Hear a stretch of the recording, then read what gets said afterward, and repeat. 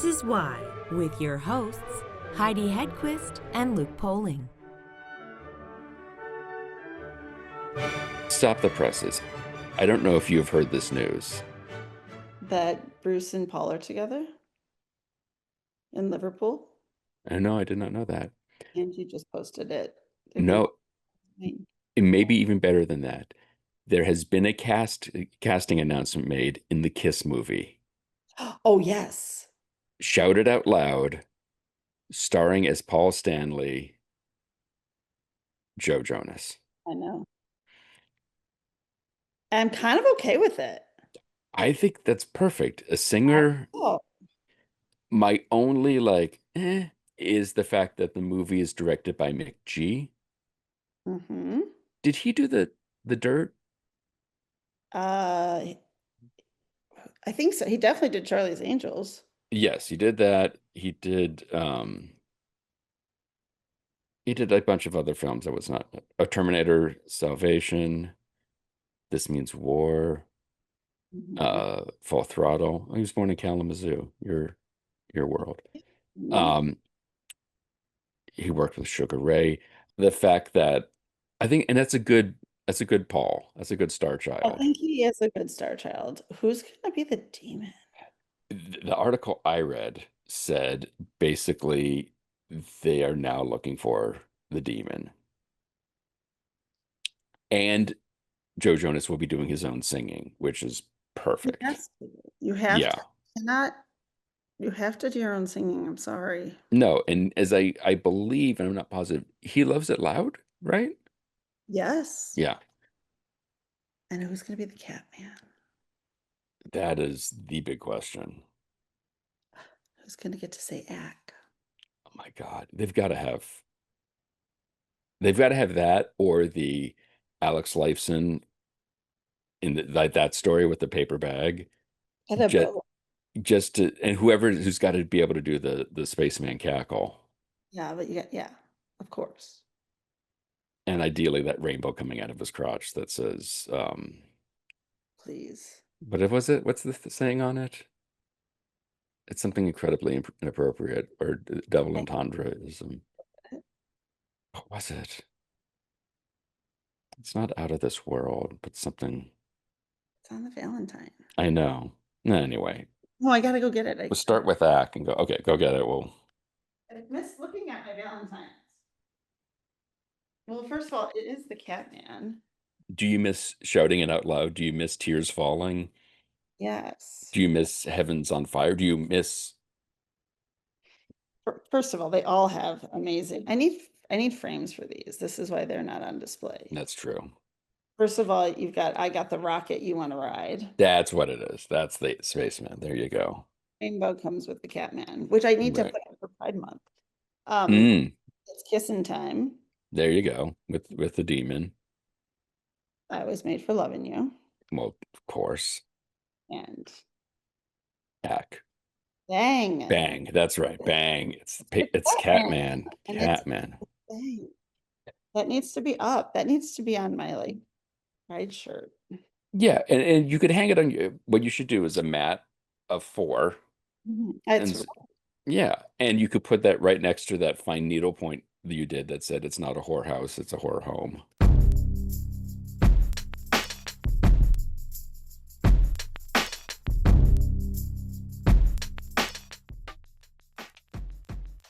Before we get started, it should be noted we had a little technical trouble during the interview, which is slang for I forgot to hit record, but it will not dampen your enjoyment of our conversation with revolutionary crawls and events. And they came out of poverty, and 13 of them were merchants. They came back with their merchant their stores disheveled. 8 of them were captured. Really? They weren't really tried or hung for treason. They were tortured first. Then they were hung for treason. So these are people that the great sacrifice that I try to say to people, this is what. Think about it. No offense to the veterans today, like World War I, World War II, but you got to think about it. Korean War, World War I, World War II, Vietnam. You were leaving your country knowing your family was safe going to another land. Revolutionary War, it was here. And not only yourself, but your family was at, um, you know, at harm's length. Well, and they would also, I believe, would have been considered traitors had the revolution, the Americans lost the war, correct? Yeah, but again, Or as I'm talking about this, as you know, I'm not saying anything about Ben Franklin. I'm just saying that right. I was part of the signers, meaning that yes, I was one of the ones that gave up my, I'm now wanted for treason. Here I am, a ambassador between the colonist and the king, and Franklin was always a man of compromise, telling the colonists it's okay, these taxes are nominal, and this is the way it works with government. And then I tell the government that the colonists are okay, they accept it, and then it got to be really out of hand, and it just spun out of control. But it's one thing I will mention when you talk about who won the war. There is a diary of there's a book out with a diary of all the men who fought on the British side, and there was Mm. one general that said, general or captain or something, that wrote, "We are going to lose this war." In his diary, and the reason why he wrote it, he said, "We just captured a fort from the colonists, and they had this fort for 2 days. And when we captured it, I realized what these rebels did in 2 days. I can't get my men to do in a week." He goes, "Their hearts are in it, ours isn't. We're gonna." Mm. That to me was like the spirit, the faith, like what got them going. All or nothing kind of thing. You know Yeah. what really hit me, uh, Ben, when you the first time I heard you do your presentation, and he was talking about the signers of the Declaration, and I never realized when they signed that they were literally signing their death warrant. Yeah, they knew it. Yeah, Hmm. Here's the and thing. The thing is that they didn't, there was no celebration. Yes, it was at the State House, which we call Independence Hall. Yes, it was in the summer. Yes, they closed the windows. Reason, they didn't know who was listening and who was a spy or a loyalist. And they knew they were committing a crime. So they had to trust everyone to keep their mouths shut. yeah. Sorry to interrupt.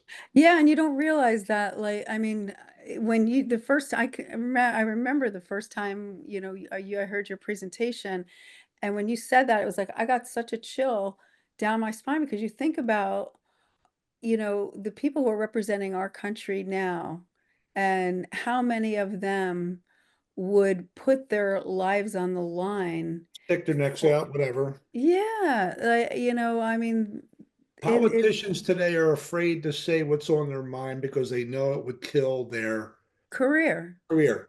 Back then, it was they really spoke their minds.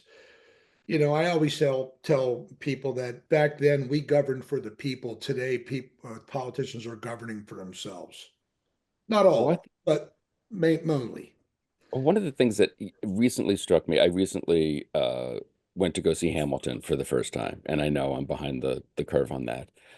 But when you really take into account all the things that this small group of people were able to accomplish, I mean, Hamilton with the articles he drafted to help defend the Constitution, explain what was in it, just that idea in and of itself, and the way they obviously there's a lot of focus on the the language used in the Constitution and the things that how it gets interpreted. But the fact that they had so much of this stuff right the first time, and when you look at the idea of it's not a monarchy, it is a democracy, and that the peaceful transition of power, it's always amazes me that this small group of folks had the foresight and the just the Yeah. idea to pull that off and put it all down is it's insanely impressive. I mean, I feel like Rob, you've got to just continually be like when you're saying some of this stuff, like I don't know how I would not be able to grab people by the lapels and just be like, do you understand exactly what this one person was able to accomplish in their lifetime? And And it at was that all time, a and it was limited all lifetime. and it was all new. Yeah. They didn't know, will this work or not? So they made the Constitution where no one side of government would control the other. And it was really to help govern for the people instead of themselves. And I always say this too in my speech too, that I say the Constitution is a living document. It shouldn't be rewritten, it should be reread. And I think those are strong words because not many people know really what it says, like you said. Right. Well, and Marianne, when you're putting together these things, there's the crawl aspect of it that is obviously there is some fun in it and enjoyment of it, but there's a lot of kind of heavy ideas and heavy stories that go into this. I mean, you look at Trenton, which I believe was Trenton or Princeton is considered the bloodiest battle of the war, that, you know, you're putting this stuff out to people.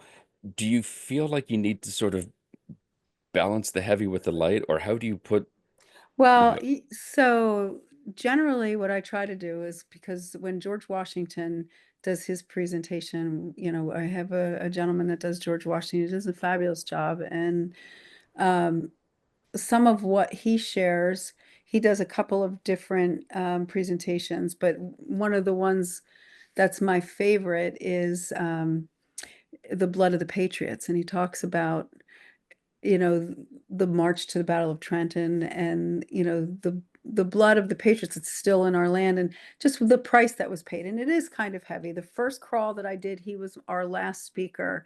And I oof. never made the mistake to put him last again because, by the 2 or 3 stops, everybody's had a couple drinks. They're kind of feeling good. It was a little too heavy for the end. So I usually put him first. And um, Rob, who does Ben, his is entertaining. It's, really informative, but it's not heavy. It's He witty, throws he witty. throws in a lot of information that is heavy, but then it's so mixed with the humor that it's really good kind of towards the end. So I've learned to kind of put who's who, and then we have a gentleman that does Benedict Arnold, Believe who, it or not. yeah, and it's really quite a fascinating presentation because he shares what Benedict Arnold went through, and you don't really wind up looking at him the same as he's been Hmm. portrayed in history. Um, and I'm not going to tell his whole story because you have to come to one of the crawls to find it out. But we But we give also him a lot of credit for portraying that guy. he does a great, and Sometimes- he does such a fantastic Yeah. job. He really Yeah. does. That'd be We a hard one have to roll up to for work, just to be Ad, like, all right, I'm coming here with the Admiral. cards, the deck stack against me. But Yeah, when we you have find out what he really did and stuff, the boos turn into like cheers a little bit. So yeah, Hmm. yeah. it's hard to explain, but like Marianne said, you got to hear it. Well, and you are putting a face to the name in many ways and trying to evoke the sympathy and really humanize some of these characters so people can Yeah, get a better sense of and there what was they also did. political rivalries that were Yeah. around him that kind of screwed him over. Hmm. So you kind of can understand why he went down the path he went down. But we also have a Admiral de Grassi, who it was a French admiral, and he shares, his contribution to the victory.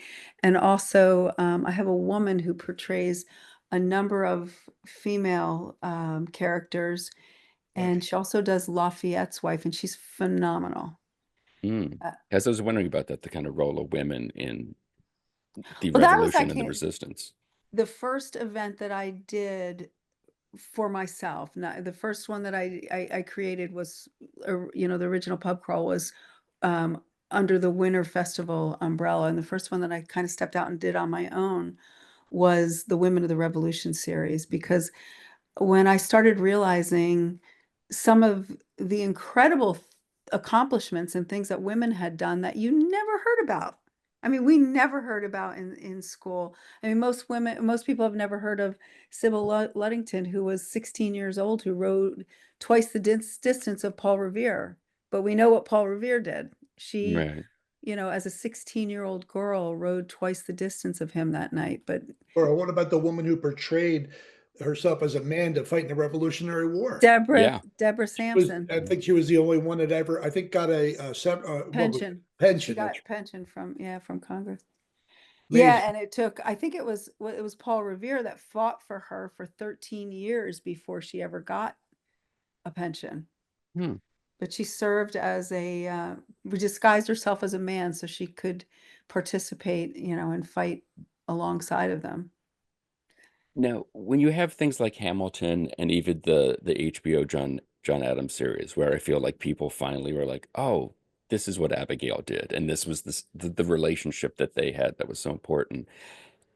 How many people or what is are people coming to this with a rough knowledge of these characters and the story, or are the majority coming in with very, very little knowledge of I'd exactly say what they that's happen, what mixed. happened? Hmm. I'd say that's mixed. I mean, we've had people who are I've had history teachers and people who are on historical societies come, and they're the ones that it's funny sometimes they'll ask questions and try to trip up the reenactors. I've seen that happen, but um, no, it's definitely a mix. A lot of times it's people that are looking for something fun to do.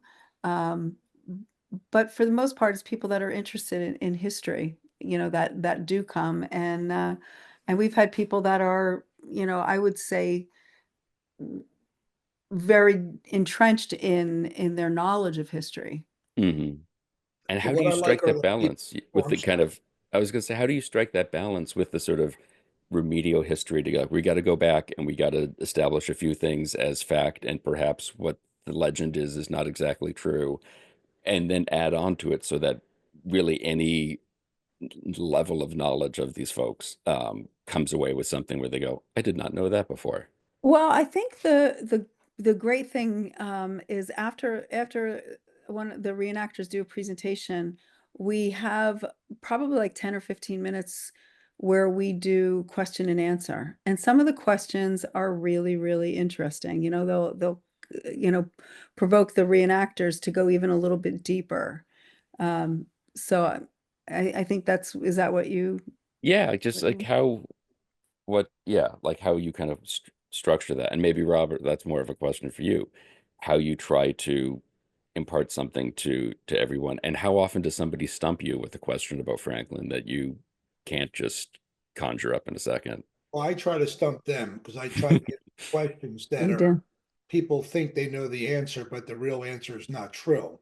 Like sometimes the book's wrong. I'll give you one. Like I'll say, finish this famous saying, and I'll give you a penny. And everyone listens. And I say, a penny saved. They go, a penny earned. I said, incorrect. You all owe me $100. So I say what I wrote was for the first time in the almanac was a penny saved is 2 pence dear, or a penny saved is a penny got. I said, it's at your fingertips, people. It's on your what you call Google. Never said it, never wrote it. And then I joke with a return and I say, I rewrote it today, and I now say a penny saved is a government oversight, and makes them laugh. Well, and it's you kind of have a benefit where that Franklin did have a little bit of a sense of humor, and certainly younger Franklin, there's some really fascinating and cunning elements to his personality and what he was pulling off professionally before he got into the government business. Uh, that's got to make it easier for you that you're dealing with someone who kind of Well, he could hang. I'm sort of lucky because if you get Hamilton or Washington, they have to be serious. Yeah. Hmm. I'm allowed to be serious, but throw in some of the wit. Yeah. But I try to throw in enough to keep people's interest to get them laughing because they're hearing all these serious stories. Not that I'm not telling a serious story, but I kind of throw in that little wit that breaks it up. And Hmm. Marianne will tell you that. And but then I get serious. I get serious about certain things. But I'm lucky because I'm able to. That's the type of person I'm allowed to throw in a little bit of the, I'll say, wit or humor, Hmm. and that's what he's known for. But not 100%. But I like doing that. And yeah, it's got to be hard, like you said, as a Hamilton or certainly a Benedict Arnold coming in, and you have to stick to the facts. You got to keep it somewhat in character. Marion, how do you find these people? Is Yeah. there a bar they hang out in? It's like a subculture, actually. Really, there's Really? yeah. It sounds like, how do you find these people? I Yeah. think, when I first, I'm trying to remember how someone had told me about Sam Davis, who portrays George Washington, and I had gone to a talk that he was doing in Somerville and watched him, and then he came in the first crawl that I did. He was really the only professional reenactor that I had. I had a gentleman who, and if you get on YouTube, there's Rob Bell, who had um, Bucks. I forget what Penn Jersey or something radio station. He came and he videoed the whole thing, and it's on YouTube. But the first one, I had a guy who was he was a theater major, and he taught acting, and he wound up portraying Sam Adams at This our. that Chris Black? No, this was a guy who was just he was an actor. But no, I know Chris Black is an actor too, but Right. no, he just came. And it was so fun because nobody knew who the reenactor was, and it was our first stop, and we wind up going into this pub, and everybody gets their drink and they get their food, and there's long tables and everybody's sitting down, and all of a sudden he stands up and he's got this cup and he starts banging on the cup and he's like, hear ye. And he winds up saying, I've been crawling these pubs. And he winds up doing this whole Sam Adams like skit. And he, about the no tax without representation, and gets everybody shouting and holding up their drinks. It was just more like he did his story, but then he got everybody like engaging in it. So that was a lot of fun. And then I had an author at another stop who was a historian, and so it was more. It wasn't, I don't, it's not as good as they are today, because I have actual professional reenactors that we work with that really have just dedicated their life to what they're doing. So you're not cornering at somebody at an event and saying, slipping them your card and being like, you kind of look like John Adams. I could do No, these something with guys, you. no, it enables me. I can, I connect with the reenactors, and I can set up an event that enables them to shine and do what they do and tell the stories that they're wanting to tell.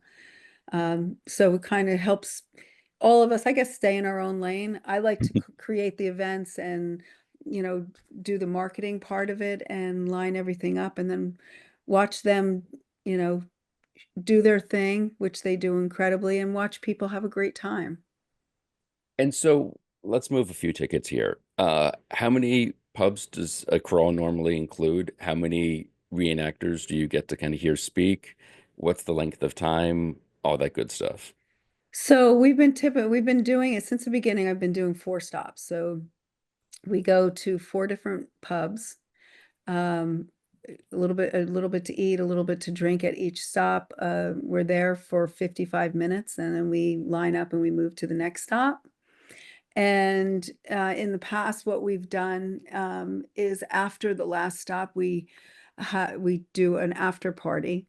So it will either be at the last stop, or we'll go to when we're in New Hope, we generally do it at Havana's, Hmm. and we'll have a live band and people stay and just continue the party. The last couple of crawls, I didn't do the after party because it can tend to be a really long day. And I think if people have been drinking for 4 hours, they're, um, sometimes they've had enough. But there are those who are like, how come you're not doing the after party? And but Marianne, what you know that myself as well as DeGrasse and the other guys, we still Party afterwards. yeah, we do. Yeah, so regardless of whether or not there's an official one, you're gonna go see Franklin and Adams and everyone else hanging out somewhere. It's Usually, amazing. yeah, That's usually, amazing. It's funny what you get, what you see. yeah, it's such a fun event, and I think it's a unique, um, it's an experience, don't you think, Ben? You know, Absolutely. that's, I think it's more than a pub crawl. It really is an immersive experience. And that's the way, you know, a lot of people have described it is, you know, they felt like they stepped into an experience. But you know what I like about it is that at the end, and I think you mentioned this, Luke, is that people will say, I didn't know this, I didn't know that, no matter who's talking. And they'll Mm. say, what's a good book to get about Washington? What's a good book to get about Ben? And then you got them. It provokes them. Then Mm. they're going to probably want to learn more on their own. Yeah. And that to me makes it that we won, that people are into it. It's like getting the interest back. And Yeah. And I think one of the things that before I do an event, when I start setting up an event, I always have a goal for each event. Like it might be if I'm going into a new town, you know, that I, you know, might want to just get established, you know, in that community and sell X amount of tickets, whatever. But the one goal that is consistent in every event that I do is that when people leave, they have a greater appreciation and a love for our country.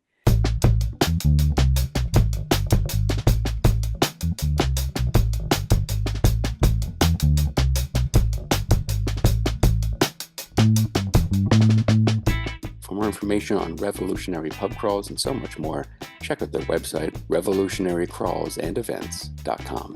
Why the Podcast is produced by the Professional Production Company.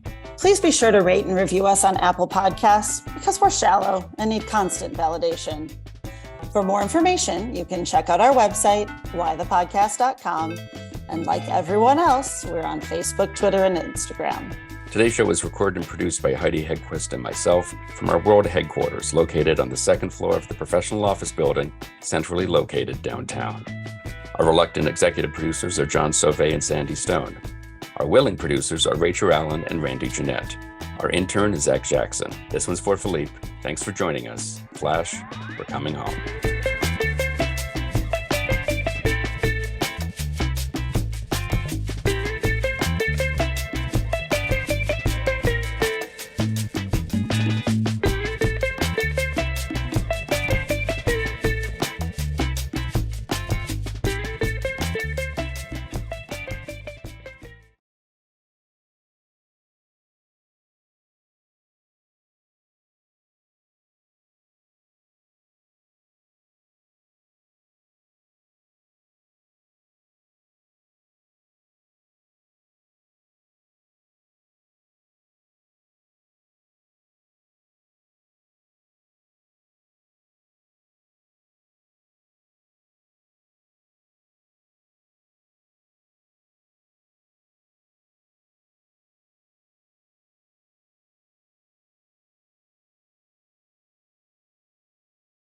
Nigel, is that you?